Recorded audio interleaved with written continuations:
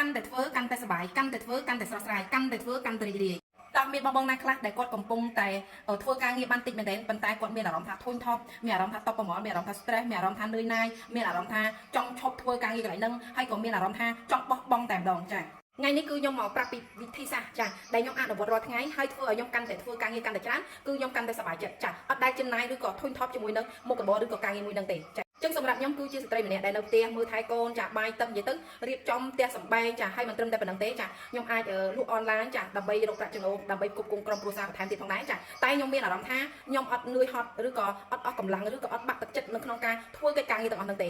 ទៅនិយាយទៅគឺការងារមួយហ្នឹងយើងគិតថាស្ដាប់មើលទៅគឺធម្មតាប៉ុន្តែបងប្អូនការងារច្រើនមែនទែនសូម្បីតែរៀបអីវ៉ាន់ក៏ខ្លួនឯងតបឆាតតបពេកអីគឺខ្លួនឯងប៊ូសពេកប៊ូសអីគឺខ្លួនឯងទាំងអស់មួយសេតតែម្ដងចាប៉ុន្តែខ្ញុំអត់ដែលមានអារម្មណ៍ថាធុញទេឬក៏អត់ដែលមានអារម្មណ៍ថាចា stress ឬក៏អត់ដែលមានអារម្មណ៍ថាចង់បោះបង់ការងារមួយអញ្ចឹងវិធីសាស្ត្រមួយដ៏សំខាន់នោះគឺចាបងប្អូនធ្វើដោយបេះដូងចាធ្វើដោយក្តីស្រឡាញ់ការងារអីក៏ដោយ